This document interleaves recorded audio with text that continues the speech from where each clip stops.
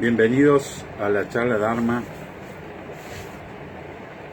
número 26, charla sobre filosofía básica, fundamentos del budismo.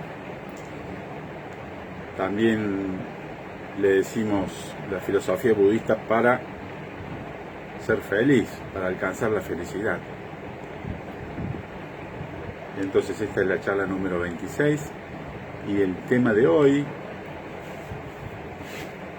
se llama 3000 mundos en cada momento de pensamiento o 3000 mundos en cada instante de pensamiento.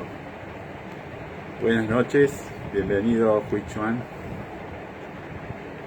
bienvenida Eliane Pastorello, welcome Johan William Sao. En unos minutos comenzamos esta charla número 26, destinada a todos aquellos que quieren saber un poco más de la filosofía básica del budismo.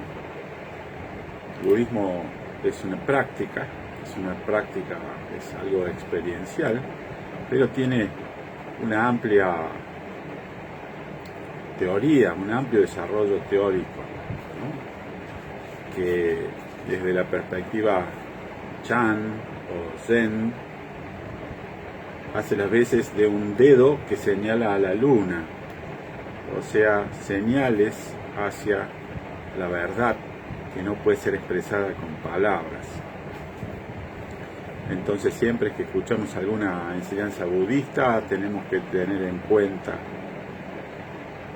que esa verdad no puede ser transmitida o explicada exactamente con palabras, porque la verdad es trascendente a este mundo fenoménico, a esta percepción de la realidad que tenemos y que podemos explicar con palabras, ¿no? Para explicar con palabras hay que funcionar dentro del dualismo, porque nos podemos comunicar por el relativismo, o sea, siempre hacemos referencia a algo. Cuando hablamos de algo estamos implicando la existencia de su opuesto. Esa dualidad es necesaria para poder transmitir ideas verbalmente, pero la verdad esencial es algo que se experimenta. Bienvenido a Roberto.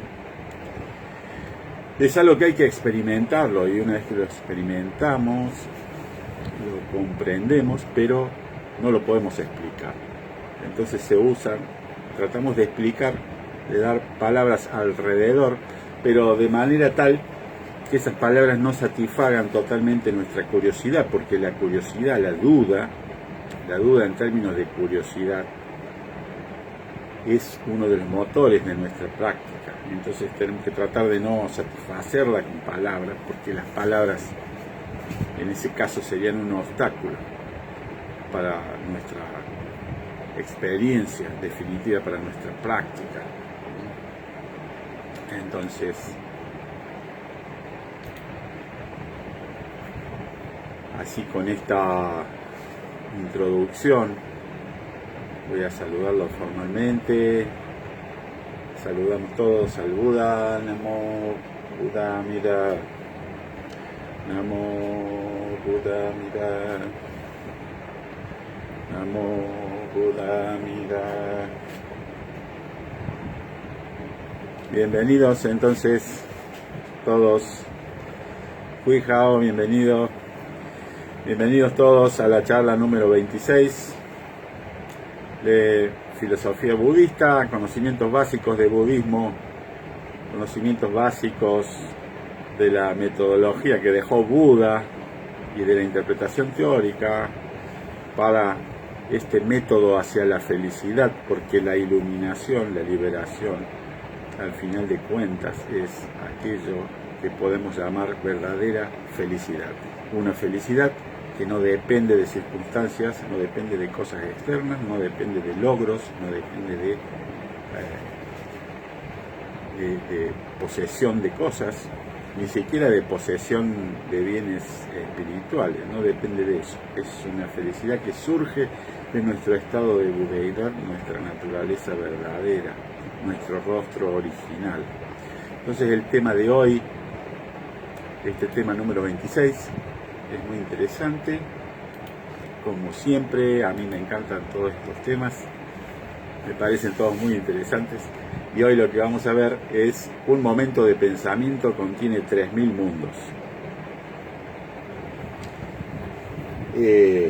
Estos temas estoy enseñándolos en base a este libro, Lotus Seeds, del reverendo Ribot McCormick y del templo de San José en San Francisco. Lotus Seeds quiere decir semillas del loto. Es una publicación de la escuela Nichiren Shu, que es una escuela del Sutra del Loto, así como la Tiantai, la Tendai. Y vamos a ver entonces, un momento de pensamiento contiene 3000 mundos. Esta enseñanza de un momento de pensamiento contiene 3000 mundos es el logro que corona las teorías budistas de la interdependencia y el no dualismo.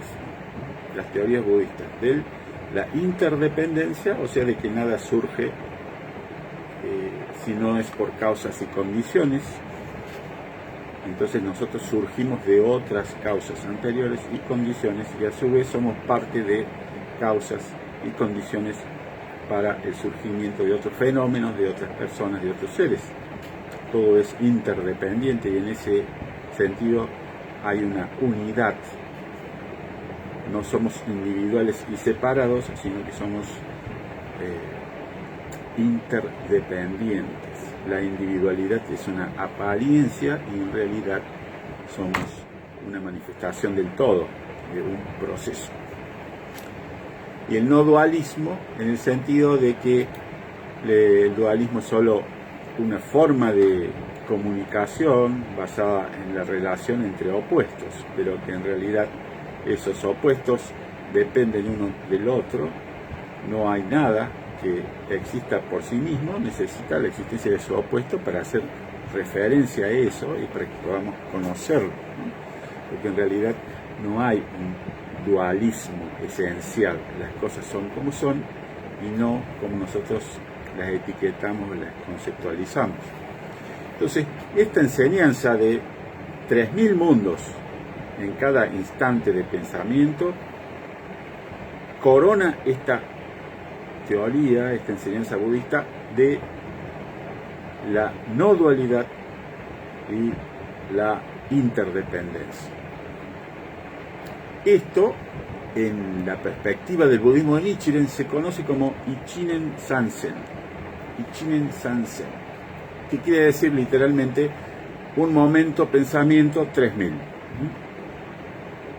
Ichinen Sansen o Sanzen es la formulación teórica de la principal enseñanza del Sutra del Loto de acuerdo a la escuela Tendai de budismo que Nichiren estudió y practicó antes de declarar su propia enseñanza. Recuerdo que Tendai es la versión japonesa de la escuela Tiantai de la China,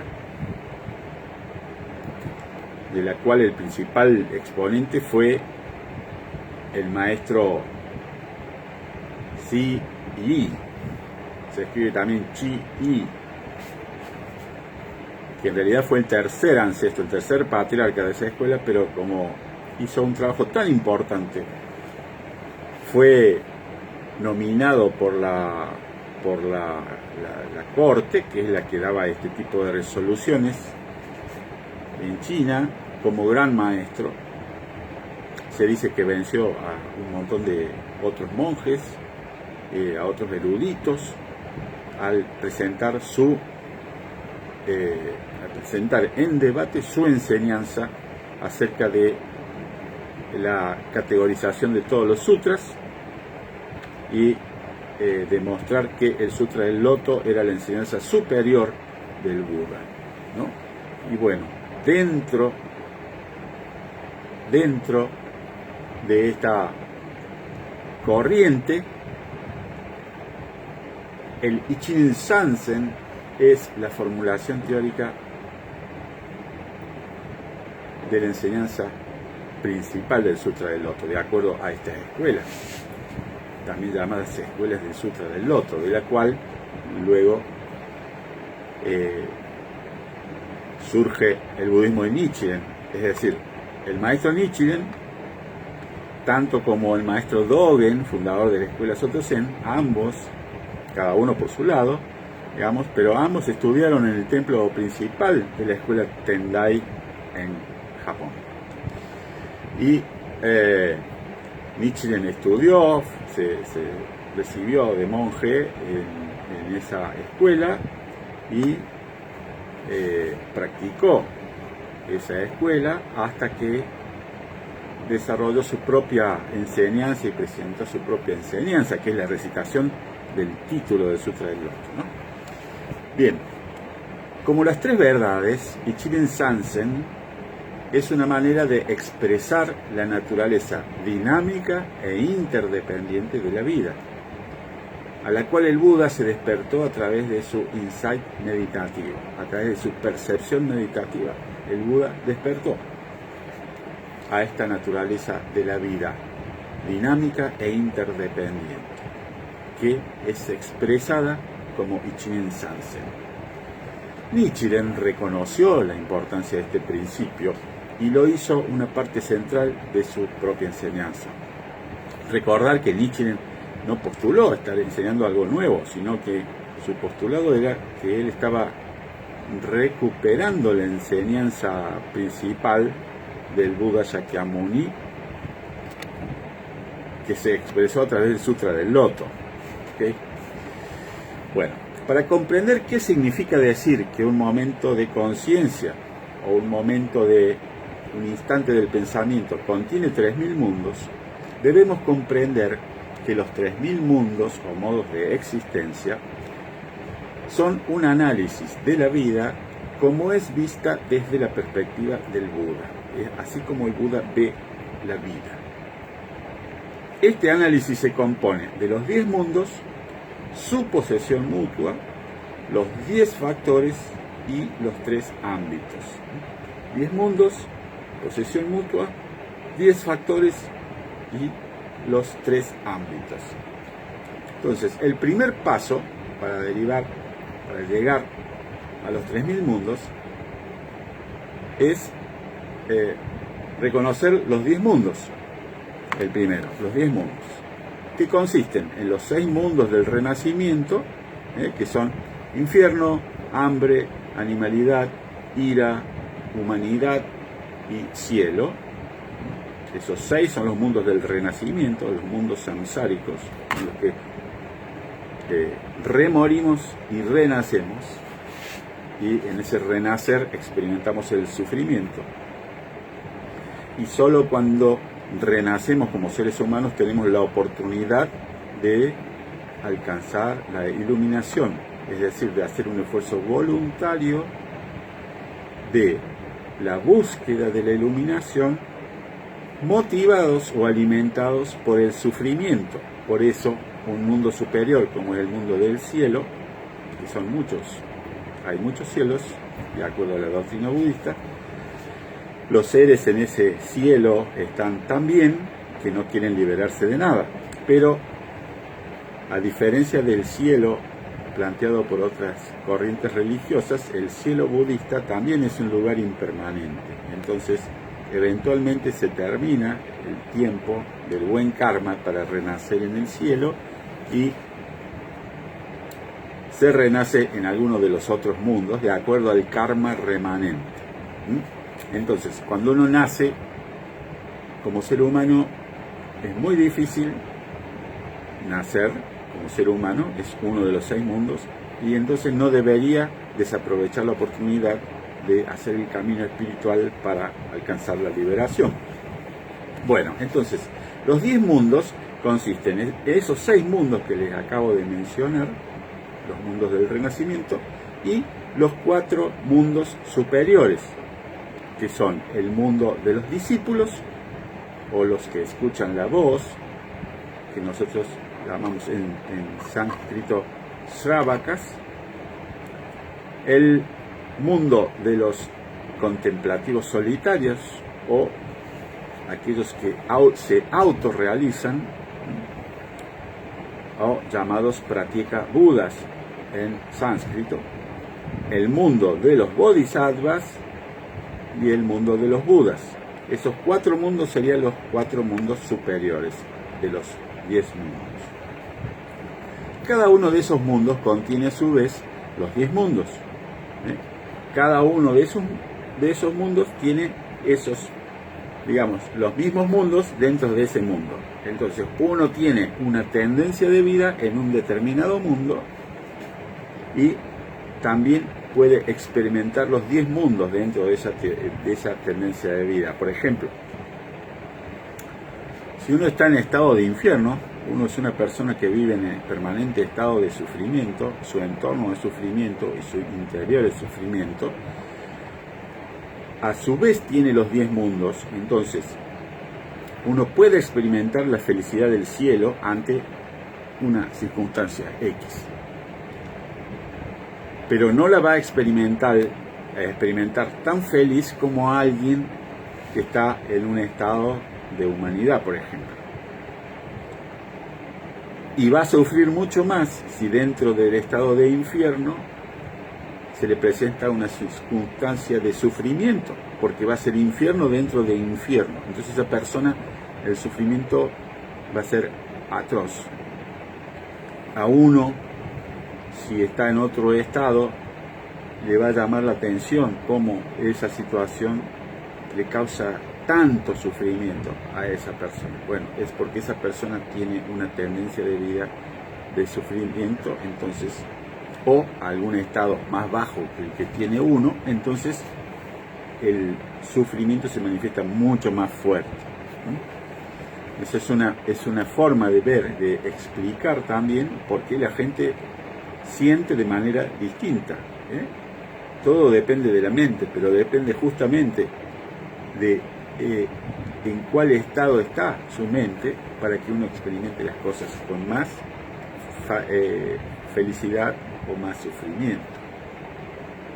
Bueno, entonces cada uno de esos mundos contiene a su vez los 10 mundos, debido a la mutua participación en cada uno de los otros, lo que resulta en 100 mundos. Es decir, son 10 mundos, que a su vez tienen los 10 mundos, es 10 por 10, entonces tenemos 100 mundos, empezando desde infierno, hambre, infierno, animalidad, infierno, ira, infierno, tranquilidad, infierno, cielo. Sigue hambre, infierno, hambre, animalidad, y así, hasta llegar al superior de todos, digamos, de esos 6 mundos, que sería cielo. Si estamos hablando dentro de los 6 mundos samsáricos, ¿no? Ahora, a su vez, si consideramos los mundos superiores, cuando uno empieza el camino del budismo y uno empieza a buscar la forma de ser independiente de las circunstancias y acceder a esa enseñanza de Buda, uno entra en los estados superiores y entonces, por ejemplo, si uno es guiado por la compasión, es un estado de bodhisattva.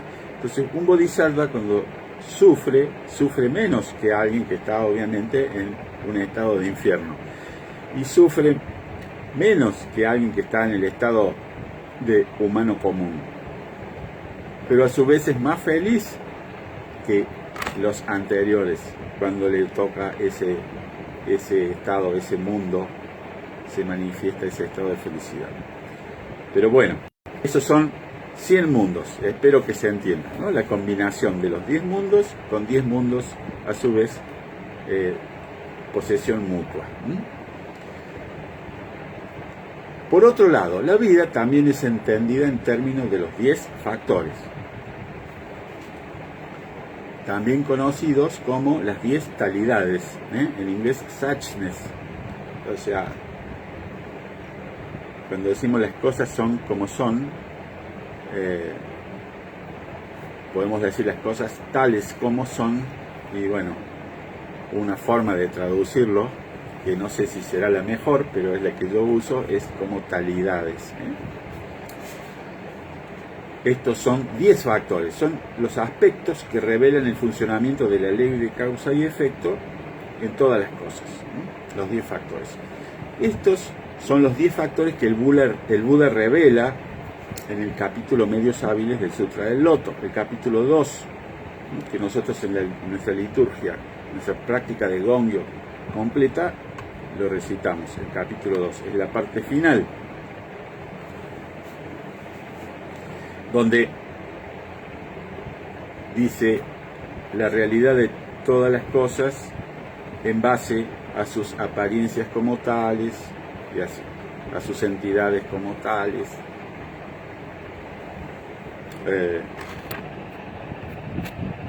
Sigue subiendo.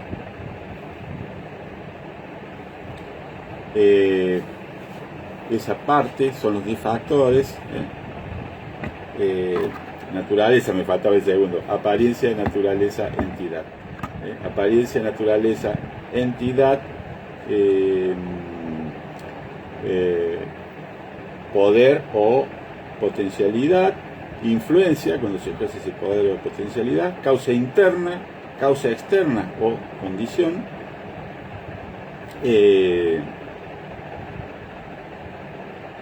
Efecto latente y efecto manifiesto. Esos son los 10 factores de la vida. Son las 10 cosas que tienen que ver con cómo funciona la ley de causa y efecto en toda la vida. Las primeras 3, apariencia, naturaleza y entidad, son cómo son los fenómenos, cómo es la vida. Tiene una apariencia, lo que se percibe, una naturaleza, que es la parte espiritual, y una entidad, que es lo que caracteriza a esa individualidad, digamos, como algo particular. Entonces, esas 3 cosas dicen cómo son. Y después, las otras 7 explican cómo funciona. Funciona en base a un potencial, que cuando se pone en marcha genera una influencia, con causas internas, gracias a condiciones externas que hacen que efectos latentes, ¿no?, se generen cuando uno hace una causa, y al manifestarse las condiciones externas, esos efectos latentes se hacen manifiestos. Y me faltó mencionar el último, el 10º, que es la coherencia o la igualdad de todos los anteriores a pesar de sus diferencias. ¿Qué quiere decir cuando decimos igualdad en budismo? Que están interrelacionados, que no tienen existencia independiente, no tienen un yo separado. Así como en todos los conceptos budistas no existe un yo separado, todo existe en relación a lo demás. Bueno, entonces cada uno de esos factores se manifiesta en nuestra vida, además en los 3 ámbitos, que sería el tercer tema: el ámbito del individuo, el ámbito de todos los seres y el ámbito del medio ambiente. Entonces, el paso final para llegar a esos 3000 mundos se logra cuando comprendemos que cada uno de los 100 mundos contiene los 10 factores y opera en los 3 ámbitos. Entonces tenemos 100 mundos multiplicados. Los 100 mundos eran porque eran 10 mundos más la posición mutua, así que cada mundo tiene 10. 10 por 10, 100. Multiplicado por los 10 factores son 1000. Multiplicados por los 3 ámbitos nos da 3000. Lo importante al tener en cuenta no es este número o análisis escolástico, sino el insight, la percepción de que cada momento individual de conciencia contiene y manifiesta todos los principios y fenómenos que hacen que la vida sea lo que es. Cada momento, cada instante, por más pequeño que sea, contiene los 3000 mundos. De esos 3000 mundos, algunos están manifiestos y otros están latentes. Es lo único que diferencia, pero están los 3000 en cada instante de la vida, de cualquier vida. Entonces, ¿esto a qué nos lleva? Los 3000 mundos, en un instante de pensamiento, es el fundamento teórico principal del budismo de Nietzsche. sea, Nichiren toma eso como su fundamento teórico principal. Representa una visión de la vida universal, dinámica, rica, significativa. Revela que toda la vida contiene a su vez los 10 mundos. Los 10 mundos contiene tanto el infierno como el más alto, que es la budeidad, en estado potencial. Toda la vida, todos tenemos el estado de budeidad. Fíjense qué interesante teoría planteada esta, porque justifica un montón de aspectos de la enseñanza budista.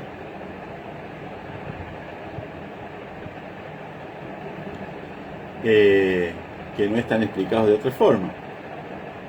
Este Ichinen Sansen, 3000 mundos en cada instante de pensamiento, nos hace referencia a que los 10 mundos, desde el infierno hasta la budeidad, están presentes en nosotros mismos, y que esos mundos operan de acuerdo a las causas y condiciones que nosotros ponemos en movimiento. En un sentido práctico, esta teoría significa que todos somos capaces de hacer las causas que permitirán que emerja el mundo de la budeidad en nuestras vidas. Todos podemos realizar las causas. Y particularmente el maestro Nichiren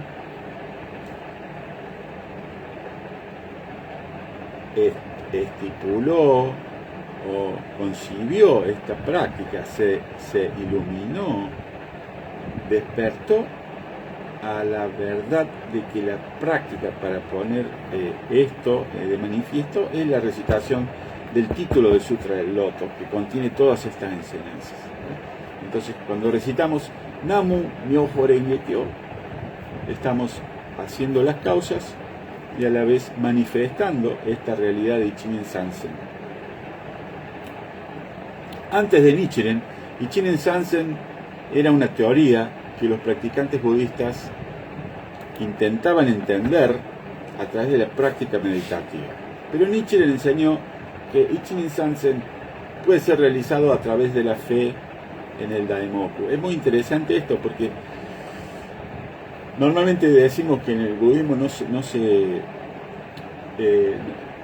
se trabaja en base a fe, ¿no? Sino que es un trabajo de experienciar, de practicar.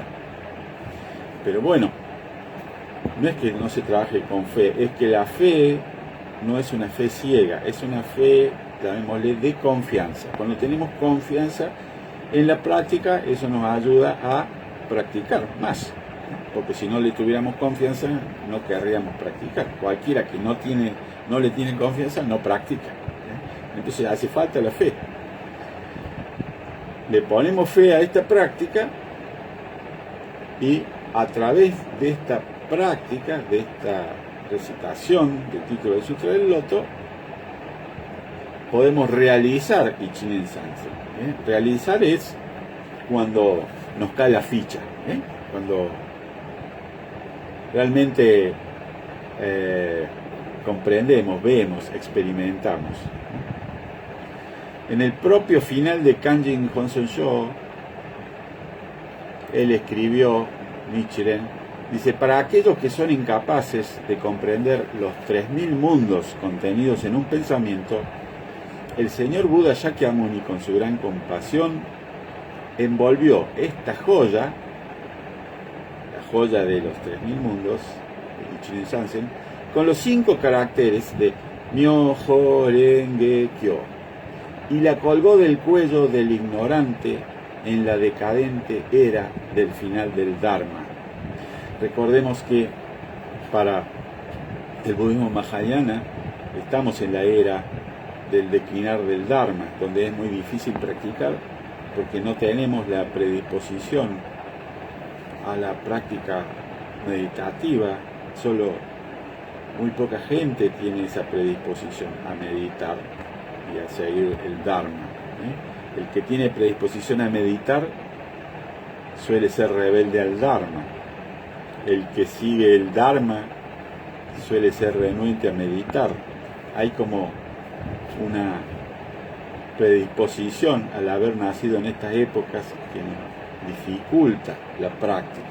Estamos expuestos a un montón de distracciones y de situaciones que nos quitan de la facilidad de seguir este camino espiritual. Entonces, distintos maestros han presentado prácticas que consideran más fáciles. Por ejemplo, la escuela de la tierra pura se desarrolla en base a la práctica fácil de recitar el nombre del Buda Amida, y la escuela de Soto Zen se crea a través de el planteamiento de simplificar al máximo una práctica meditativa que es difícil. Simplificar en el sentido que llega a solo sentarse o solo pensar sin pensar, dejar que surja todo sin pensar sobre eso. Sencillo de explicar, difícil de practicar, pero es una práctica simple, no tiene 10 prácticas diferentes, es esa práctica. Entonces se simplifica el camino siguiendo esa práctica. Y la escuela Nichiren presenta la práctica fácil de recitar el título del Sutra del Loto, Namu Myoho Renge Kyo. A su vez, ese título no es tomado solo como un título, sino con lo que representa. Él representa toda la enseñanza de Buda contenida en el Sutra del Loto, el cual, para gran parte del budismo mahayana, incluido el budismo Zen, que no lo recita, no lo tiene como práctica recitativa, pero desde el sexto patriarca, pasando por el maestro Huiken, que fue el restaurador del budismo Rinzai en Japón, y así muchos otros, consideran al Sutra del Loto como el rey de los sutras, el sutra culminante de la enseñanza de Buda. Entonces, cuando uno dice Namu Myoho Renge Kyo, no solamente dice honrado sea el Sutra del Loto, sino que uno está abrazando todos los méritos del Buda en ese sutra. Y tiene un efecto místico, esotérico, que no se puede explicar, que solamente se puede sentir a través de la práctica. Recitando Namu Myoho Renge Kyo, nosotros podemos experimentar esa práctica, ¿no? Experimentar el resultado de esa práctica, que dentro de la corriente de Nichiren, fíjense, dice, toda filosofía tiene 3 tipos de pruebas que tendría que pasar para ser válida, para que uno la abrace, ¿no? La primera es la prueba teórica. La teoría que presenta es coherente con toda la doctrina y con toda la teoría budista. ¿Tiene sentido? ¿O es algo agarrado de los pelos? ¿O tiene puntos flojos que no se comprenden? Segundo, la prueba documental. Está basada en sutras. Documental quiere decir papeles escritos. Entonces, está sostenida por sutras, está sostenido por comentarios de grandes maestros y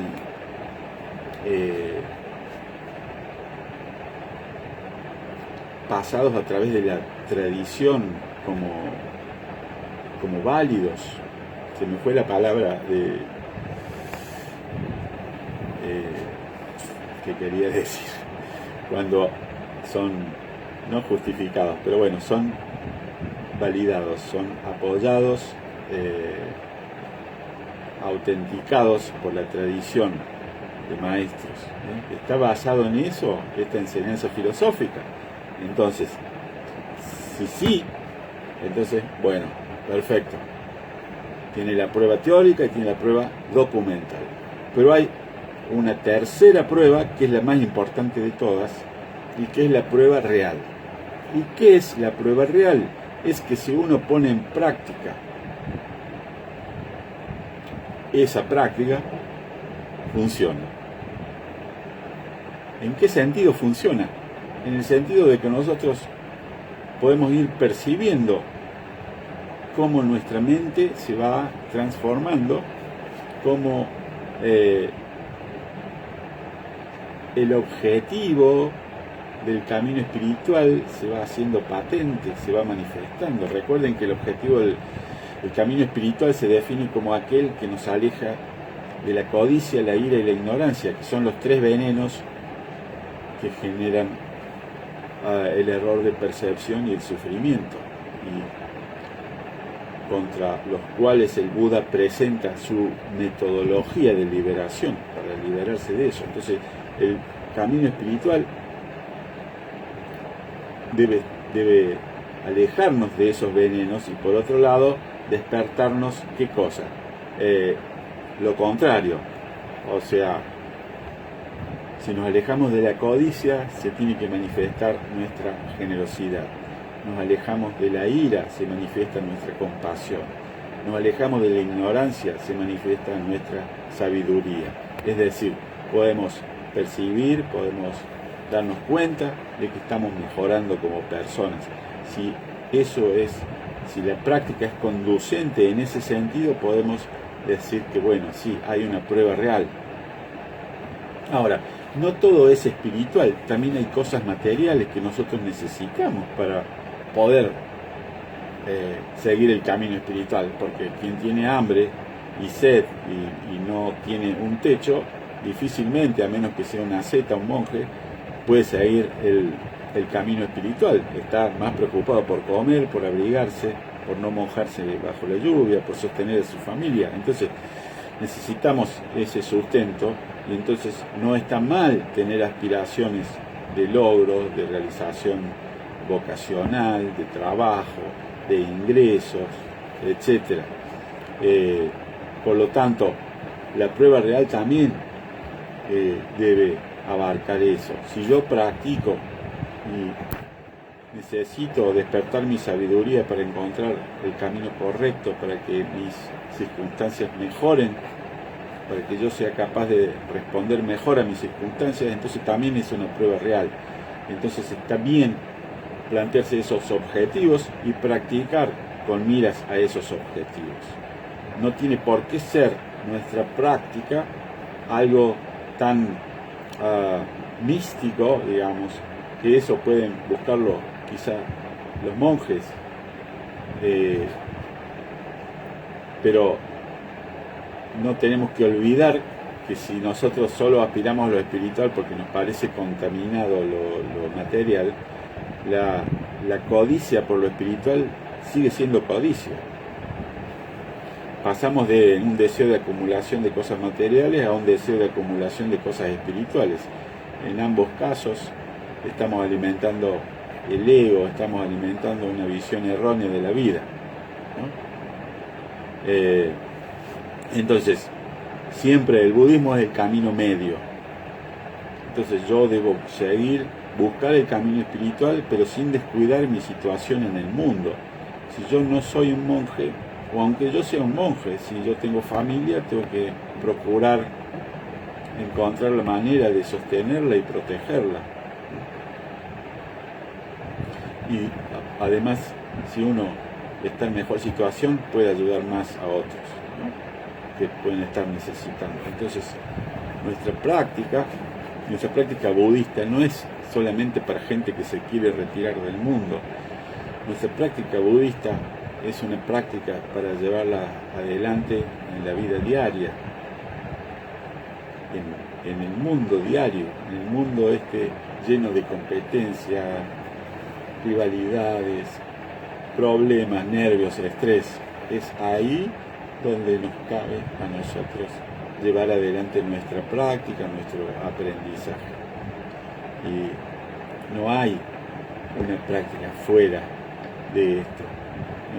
La práctica afuera es una práctica que la podemos llevar adelante por un tiempo